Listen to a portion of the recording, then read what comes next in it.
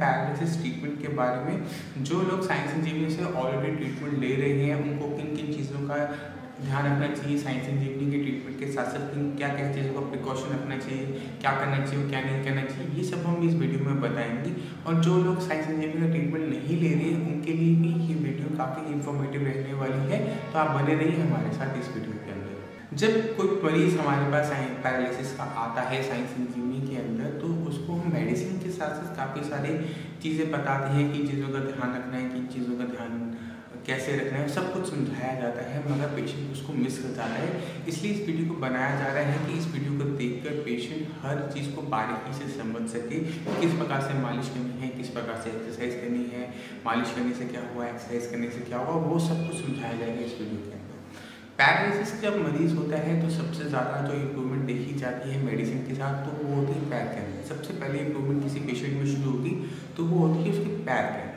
मगर पैर की जो इम्प्रूवमेंट को और तेज़ी से करने के लिए पेशेंट को चलाना बहुत ज़रूरी होता है। अगर पेशेंट बिल्कुल चल नहीं सकता तो भी उसको सहारे के साथ, दो बंदों के सहारे के साथ साथ उसको 15 मिनट सुबह 15 मिनट शाम को चलाना पड़ता है, चलाना चाहिए। उससे क्या होता है कि पैर की जो मसल्स हैं जो कई टाइम से चली नहीं, काम नहीं की है, उनमें ताकत आनी शुरू हो जाती है।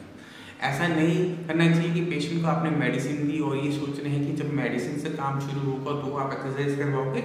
ऐसे पेशेंट के अंदर जो रिजल्ट्स देखे जाते हैं वो कम देखे जाते हैं। तो पेशेंट को जब आप मेडिसिन दें, मेडिसिन शुरू करें, तो सबसे ज़्यादा ज़रूरी क्या है, उसकी एक्सरसाइज, उसकी मूवमेंट। तो अगर पेशेंट बेड पर है, बिल्कुल नहीं चल पाता, तो उसको सहारे के साथ आप चलाइए।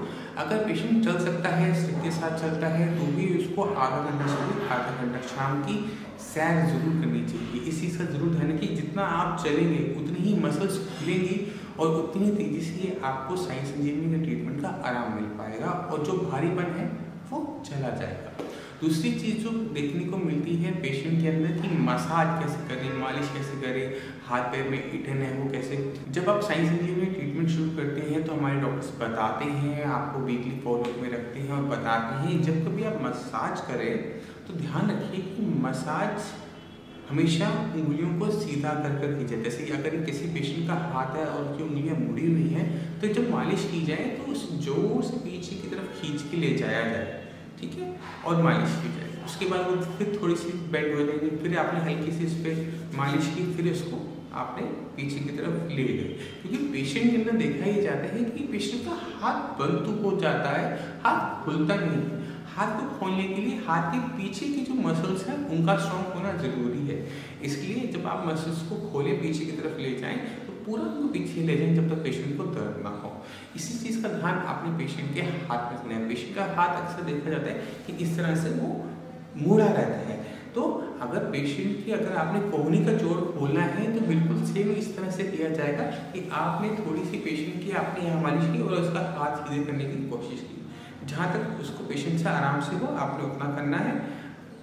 मान लीजिए कि पेशेंट का हाथ यहाँ पर आकर रुक गया, तो आपने फिर थोड़ी सी आपने यहाँ पे हल्की सी मालिश करनी और हाथ को खोलना है। फिर वो थोड़ा पीछे जाएगा, फिर थोड़ा सा आप हल्के मालिश करके सीधा करेंगे, फिर वो थोड़ा करेंगे। इस तरह से धीरे धीरे करते हुए हाथ बिल्कुल सीधा हो जाएगा। इसी प्रकार से अपनी उंगलियों की मालिश करनी है तो धीरे धीरे हाथ ही खुल जाएगा। अब आता है कंधे का जोड़। कंधे के जोड़ में हम ऐसे कंधे मालूम पेशेंट को बोलते हैं कि आप हाथ को उठाइए। पेशेंट ने हाथ उठाया यहाँ तक, हमने ये जो जोड़ चल रहा है ये कंधा चल रहा है, तो कंधे की क्या करेंगे, हम मालिश करेंगे। पेशेंट का हाथ थोड़ा सा ऊपर लेके जाएंगे जो अपने हाथ से, फिर पेशेंट की मालिश करेंगे, फिर पेशेंट को बोलिए कि हाथ ऊपर लेके जाए। इसी प्रकार से हम उसको करते करते करते करते हाथ को बिल्कुल सीधा ऊपर ले जाने लायक बना देंगे। तो किस सीक्वेंस में ऐसा करना चाहिए, आपको पहले काम करना चाहिए कंधे की मांसपेशियों पे, क्योंकि पहले कंधा, कोहनी, फिर उंगलियां। इस प्रकार से आपको कंधा खोलना है। इन सबको ध्यान रखना है, आपने जोर नहीं लगाना। पेशेंट को दर्द जहाँ पर हो वहाँ पर उसको रोक दीजिए। कोई जल्दबाजी नहीं है, बहुत लंबा टाइम होता है, सब्र के साथ काम करना पड़ता है इस एक्सरसाइज के अंदर, तो इसको रखिए। और चीज़ क्या ध्यान रखिए, जब हम पेशेंट को ट्रीटमेंट देते हैं तो पेशेंट को डे 1 से बोलते हैं कि जहाँ से आपने ट्रीटमेंट शुरू किया है अपनी एक वीडियो बना। तो इस वीडियो में मैं आपको आगे ये समझाऊंगा कि अपने वीडियो में क्या क्या चीज़ों को ऐड करना है जिससे आप एक अच्छी सी वीडियो बना सके और पेशेंट के अंदर हर महीने होने वाले फर्क को आप खुद देख सकें और डॉक्टर को भी जज करने में आसानी हो जाए। क्योंकि जितने भी साइंस इंजीनियरिंग के पेशेंट होते हैं अक्सर वो दिल्ली से मैक्सिमम बाहर होते हैं। 90% जो ट्रीटमेंट होते हैं वो पेशेंट आ नहीं पाता तो पेशेंट घर पे मेडिसिन मंगवाता है। तो ये जो वीडियो होती है वो एक टेस्ट की तरह होती है, जैसे आप MRI CT स्कैन करवाते हैं ब्रेन के अंदर, देखते हैं कि ब्रेन के अंदर कितना क्लॉट है, तो उससे पता लगता है कि पेशेंट की चाल कैसी है, पेशेंट का ब्रेन कितना काम कर रहा है, पेशेंट को कहाँ दिक्कत आ रही है। ये सब हम चीज़ें डॉक्टर्स जो हैं इवेल्यूएट करते हैं आपकी वीडियो से। इसलिए वीडियो की जो क्वालिटी है उस पर ज़रूर ध्यान दीजिए। जब किसी पेशेंट की हम वीडियो बनाते हैं तो सबसे दो इम्पॉर्टेंट चीज़ें हम जो रखते हैं वो होते हैं उनकी हाथ और पैर। पेशेंट को बोलिए, अगर पेशेंट बैठा हुआ है पेशेंट को बोलिए कि अपना हाथ उठाए बिना दूसरा हाथ लगाए। याद रखिए पेशेंट अक्सर को वो हाथ उठाने के लिए बोलते हैं तो दूसरे हाथ से अपना हाथ पकड़ता है और हाथ उठा देता है।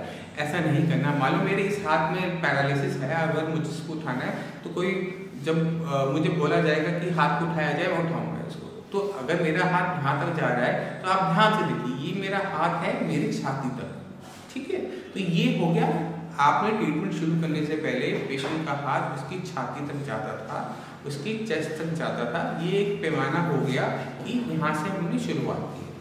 पेशेंट का जैसे ट्रीटमेंट चलता है आप उसको हर हफ्ते पूछ सकते हैं कि अपना हाथ उठाओ। मालूम धीरे धीरे धीरे करते हुए पेशेंट अपना हाथ को ऊपर ले जाना शुरू करता है। इसका मतलब ये होता है कि जो ट्रीटमेंट हम कर रहे हैं, जो मेहनत आप लोग कर रहे हैं अपने मरीज के साथ, वो रंग ला रही है, पेशेंट में सुधार होना शुरू हो गया है।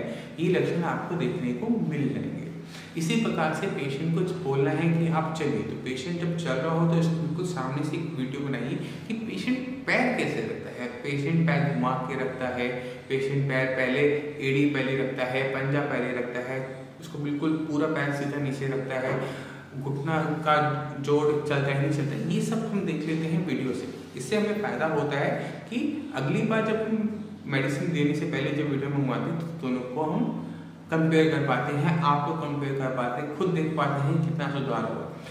क्योंकि पैरालिसिस में जो सुधार होता है वो डे बाई डे छोटा छोटा छोटा छोटा छोटा होता है। एक महीने में पेशेंट एकदम बिल्कुल ठीक नहीं होता, उसमें काफ़ी सुधार हो जाता है, 30-40% होता है, बट पेशेंट उस फर्क को देख नहीं पाता, पैमाना नहीं होता। तो अगर आपकी वीडियो पहले की बनी हुई है ट्रीटमेंट शुरू करने से पहले और ट्रीटमेंट शुरू करने के 1 महीने बाद की बनी होगी तो हम दोनों को साथ में रखते तो कंपैरेटिव स्टडी हो जाती है। पता लगता है कि पेशेंट में कितना सुधार हुआ, कितना सुधार नहीं हुआ, कहाँ काम करने की जरूरत है, कहाँ हमसे गलती हो रही है, कहाँ पेशेंट से गलती हो रही है। ये सारी की सारी जजमेंट करने में डॉक्टर को सुविधा होती है। तो अगर आप साइंस इंजीनियरिंग में ट्रीटमेंट शुरू करते हैं तो डे 1 से ही अपनी वीडियो बनानी शुरू कर दीजिए। आप उसको हर हफ्ते भी बना सकते हैं और महीने के एंड में भी बना के आप सीधा अपने डॉक्टर को भेज सकते हैं। इसके बाद दूसरी सबसे इम्पोर्टेंट चीज़ होती है खान पान। पेशेंट को क्या खिलाना है, क्या नहीं खिलाना, किस चीज़ का ध्यान रखना, किस चीज़ का ध्यान नहीं रखना, वो बहुत ज़रूरी है। मेडिसिन के साथ साथ आपको खटाई का परहेज जरूर बताया जाता है। खटाई का परहेज इसलिए बताया जाता है क्योंकि जो मेडिसिन होती हैं वो खटाई के साथ काम नहीं कर पाती। खटाई जो होती है वो मेडिसिन के असर को ख़त्म करती है। चाहे आप खटाई टमाटर के रूप में, सब्जी में डाल करके रूप में भी क्यों ना है, ऐसी चीज़ों को हमें रोकना है जिससे जो दवाई का असर है वो और तेज हो सके। अगर हम टमाटर को अपने डाइट से निकाल देते हैं, आप लोग सोचते हैं कि टमाटर नहीं खा गया तो खाएं क्या, तड़का कैसे मारेंगे, स्वाद कैसे। आप जीरे का, धनी का, अजवाइन का तड़का सब्जी को दीजिए, हमें उसमें कोई दिक्कत नहीं है। हमें दिक्कत जो है वो है खटाई से। तो खाने के अंदर सिरका, जैसे चाउमीन खाते लोग जो सिरका डालते हैं तो वो चीज़ नहीं होनी चाहिए। कैचअप हो गई, जैम्स हो गई, जितनी भी प्रिजर्व आइटम्स होती हैं इनके अंदर किसी न किसी टाइप का प्रिजर्वेटिव के रूप में सिट्रिक एसिड या विनेगर को यूज़ किया जा रहा है। तो इन चीज़ों से आपको बचना है। अचार, नींबू, संतरा, मौसमी, कीनू, जितने भी खट्टे फल हैं इनसे बचना है। दूध के अलावा दही, पनीर, लस्सी, छाछ, इन सब चीज़ों को अवॉइड करना है। इस चीज़ का ध्यान रखिए कि खाने के अंदर किसी भी प्रकार की खट्टी चीज़ का प्रयोग ना हो, जिससे जो मेडिसिन आप ले रहे हैं उसका मैक्सिमम आउटपुट आपको मिल सके। तो हमने क्या देखा इस वीडियो के अंदर, पैर की एक्सरसाइज करवाने के लिए पेशेंट को आपने पैर चलाने के लिए पैर पे ताकत डालनी है। पेशेंट को आपने आधा घंटा सैर करवानी है। पेशेंट अगर खुद नहीं चल सकता तो कम से कम 15 मिनट सहारे के साथ उसको ज़रूर आपने चलाना है। जो पेशेंट चल सकते हैं, छड़ी से चलते हैं, विद सपोर्ट चलते हैं, उनको आपने आधे घंटे की सुबह, आधे घंटे की शाम की सैर जरूर करवानी है। इस चीज़ का ध्यान जरूर रखना है। दूसरी चीज़ क्या रखना है, जब आप हाथ को खोलने की कोशिश करिए, क्योंकि हाथ में स्टिफनेस ज़्यादा देखी जाती है, हाथ में जो मूवमेंट होती है पैर के बाद आती है, उसमें सुधार बाद में शुरू देखा जाता है या बाद में देखा जाता है। तो उसके लिए क्या करना है, आपने पहले हल्का तेल की मालिश करनी है, बिल्कुल हल्के हाथों से रगड़ना नहीं है, फिर हाथ को धीरे धीरे खोलने की कोशिश करनी है। हाथ से फिर मालिश की, थोड़ा खोला, फिर मालिश की, फिर थोड़ा खोला, फिर थोड़ा खोला, इस तरह से वो हाथ पूरा खुल जाता है। तो हाथ के लिए मालिश और खोलने का दोनों करना है। पुली, हाथ से इसके अंदर पुली बहुत अच्छा होता है। आपने पेशेंट को पुली लगा के दे देनी होती है, हाथ दरवाजे के ऊपर चौखट के ऊपर एक पुली सा लग जाता है, दोनों तरफ रस्सियाँ होती हैं। पेशेंट का मान लो ये हाथ पैरालिसिस है, ये चलता नहीं, तो दूसरे हाथ से उसको खींचेगा तो हाथ धीरे धीरे इस तरह से वो खुल जाता है। तो पुली एक बहुत अच्छी एक्सरसाइज होती है पैरालिसिस के पेशेंट के अंदर, जहाँ पर हाथ के अंदर मूवमेंट नहीं होती। आप कभी भी आलस मत मारिए। पैरालिसिस के पेशेंट को स्पेशल एडवाइस दी जाती है कि हाँ, पेशेंट आलस मारता है, ये सोचता है कि मुझे इससे नहीं हो पाएगा या मुझे दर्द होगा, वो पेशेंट कभी भी ठीक नहीं होते, उन पे हम भी काम नहीं कर पाते। तो पेशेंट में अगर इच्छा है ठीक होने की वो ज़रूर करेगा। अगर पेशेंट में इच्छा ठीक नहीं होने की है, आप जो मर्जी कर लीजिए, उसके घर वाले जितनी मर्जी मेहनत कर लिए, वो पेशेंट ठीक नहीं हो सकता।